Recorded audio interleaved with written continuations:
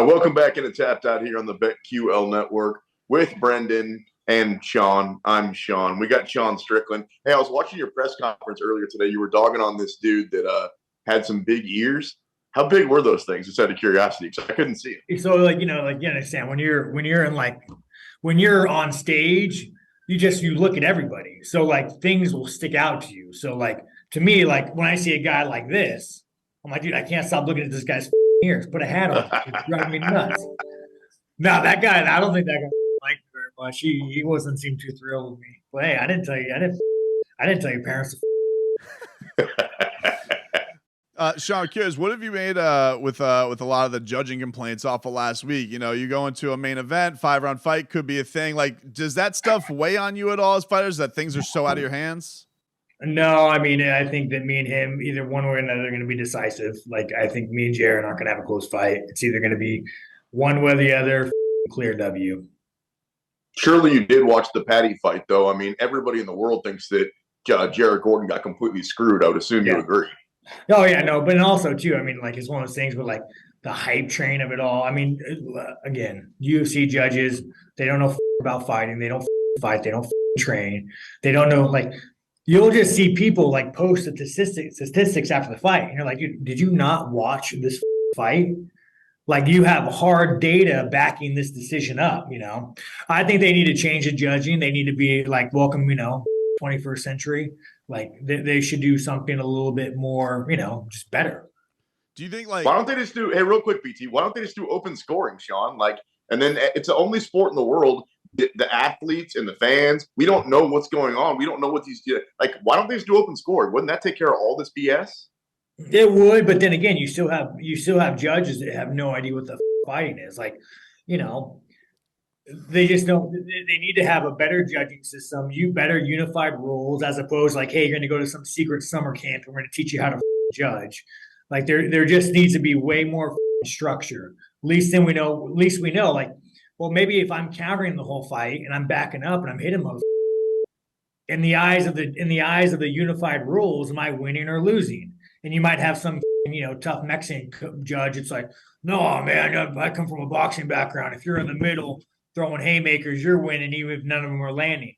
So we just need to, evolve. What do you think would be better, as far as getting new blood in there? Because it feels like the same judges we even see in boxing are coming over and they're crossing over into UFC. Would you like to see more guys once maybe their careers are over to kind of venture off? Because you are starting to kind of get that pool of, guys, eras are winding down that maybe understand the sport a little bit better. What do you think is a fix of just the people doing it? So the issue is we don't have a unified rule set. So it's again, you take a guy who's in the middle holding the ring, and maybe they're landing the same points. Now, are you winning just because you're in the center? Judging will always be until we have a unified thing to judge on. Golf, you hit the ball in the hole, you win. You go in the sand trap, you lose. So until they get a better unified rule system, you're always now. Because I might watch a fight and I might judge it way different than Jared Cannonier might judge a fight. So until we get some sort of unified rule set, it's just going to be a show. We're talking with Sean Strickland here, Tapped Out on the BetQL Network.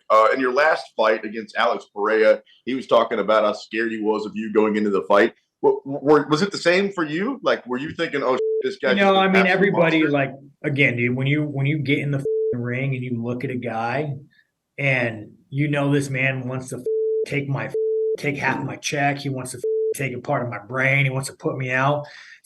It's a scary thing when me and Jared get in the cage and we look at each other and we're just gonna be hey, we're here to kill each other. It's a scary thing. We're all human. The difference between fighters and most people is we get that feeling and we walk towards it. Most people get that feeling, they're like, this, I don't want this. And that's kind of the difference. But not everybody's human, but when that cage door shuts, it's to the death. What stops it? What was your I guess your follow-up from that, Sean? How did you deal with it after what happened? Did you feel I want to get in there even faster to go get it run right? Again, dude, half my check was gone. I wasn't fighting for a belt, which means less money. I mean, bro, here's the thing about fighters. We lose in the gym. We lose all the time. We're losing. Yeah, it sucks, but losing sucks because It's half our check. It's not like the NBA where like, you get, all right, we can go back and get it next week. Get it next week. It's like we only get a short amount of we have such a small window in our career with such a small amount of fights with pay that you ain't retiring on. So it's more of like the hardness comes from losing your check. There is no next week game day, Is that at the very top of the list? Because like a lot of guys, they'll BS and they'll talk about, they want the belt, they want to fight this guy, they want to fight this. But like when it comes down to it, is money's at the very top of this thing, right? I mean, whenever I'm 50, I don't give you can put any belt around me, but if I'm poor, I'm poor. How many is that belt going to get you when you're not, when you're not food stamps? Like you're gonna have to bring it to some fan expo just to get some some all-time UFC groupies. Yeah, you're the old guy with the up years that has CTE that has a bill. Like no one gives a about that. As your kids are applying for like student loans to go to college, hey, congrats, kids. Your dad was a UFC champion, but you're poor. And again, the pay is way better than it was, like way better. I was talking to Forrest Griffin asking him what he made, and it was like, damn, he should just worked at Walmart. So the pay is good, but the deciding factor why we do is money. If right now they said, hey, you know what, we're going to pay you a few mil by the time your career's done or whatever it might be, I'm like, let's fight every week. I'll go 205. I'll give you wars every week. But again, that's also what makes fighting interesting because there's so much on the line that it's not just you lose. You don't just lose, you lose your career, you lose your identity. That's what makes fighting so intense because they make it so much on the line, As you mentioned, it feels like you guys, you and Jared just makes for a really good matchup. What do you think of him as an opponent? Oh man, scary dude, killer gorilla. It hits really hard. They tend to give me guys that hit hard. I don't know. What are you trying to do to me, man? Trying to make my brain a little bit more mushy? No, I think Jared, he hits like a truck, dude. I just think I'm better than him, though. It's one of those things where it's like the thing that sucks about Jared, though, anytime you fight dangerous guys, like even Alex, I'm playing a game of numbers where I got to you up for 25 minutes. These guys, they only got to land one. So it's one of those like numbers games, but I train with bigger monsters than Jared, so I should be fine.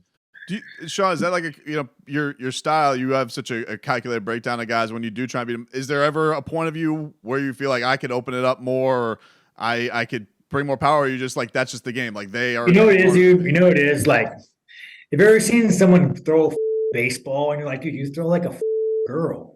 Like they throw and there's just no heat on it. There's no nothing. And you grab some guy who's never thrown a ball in his life and you give him a ball and he just boom and he just like you're like Jesus. Dude, like you got to go play for the major leagues. I just think some guys, dude, they carry that heat and power, and I'm not one of those guys. I don't carry that. But me, I mean, I'm a smart, I'm methodical. I can see guys and break it down. So my path to success is I got to break it down like an equation and find the path, But then you have these guys like Jared, you hand him a ball and he's putting it through a couple walls. So, when you fight, but again, that's the fun matchups because you take a guy who's a smart, methodical fighter and you fight a guy who hits like a truck and like, hey, what's going to happen? It's interesting you say that, man, because like I find you to be the most interesting fighter in the UFC, dude. I can't figure you out. Like I see your press conferences, I see like what happens with you, like on the street with that dude in the car and all that stuff. But then I see everybody that trains with you, and they're like, "Nah, he's the dude to be around." Like, well, no, but again, that guy that had me in the car, I'm driving, I'm watching Grand Thumb. It's like a YouTube gun channel. The guy's a funny. He was talking about like muskets, and I'm laughing. And then this guy pulls up next to me. He's like, hey, you're driving so slow. You made me miss a light. And I'm like, well, are you telling me this because you're trying to be a man and fight? Or are you telling me this just to be a woman, to be a Karen and just run your mouth? Like, what are we doing? Why does this conversation have to take place? Like, if you're not going to be a man and confront me and square up, then just shut the up and be a Karen. Roll up your window and tweet about it. How'd that finish, bro? I never saw. I only saw the beginning of it. Like, what happened? No, he actually, it was very well played. The moment he was like, have you been to jail? And I was like, they just rolled up his window. But again, you have like, when I say Americans are, it's like Americans, they just, more of these, they get punched in the face, dude. Like Americans, God, they disappoint me daily. See, and me, I'm the baddest, but I don't drive around like a. I just drive around in my own world. I'm not calling people out. But then you have people come and challenge me, and I'm like, all right, pull over. Let's do the man dance. And then they're like, oh no, I just wanted to be a little about it.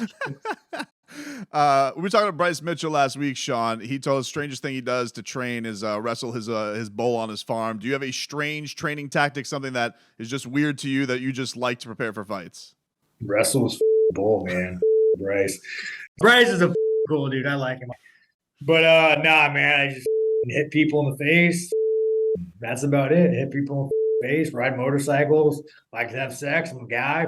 Life is good, man. I actually tapered off a lot of the sex. So I think my last fight camp, dude, it was like multiple times a day. Now I'm doing it like just once a day.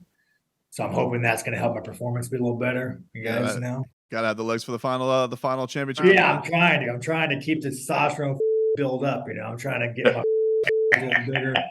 Oh man, catch Sean coming up against Jared Cannonier this weekend, Saturday, 7:00 is when the main card starts. We appreciate the time, man. Thanks for the fun. I got you guys.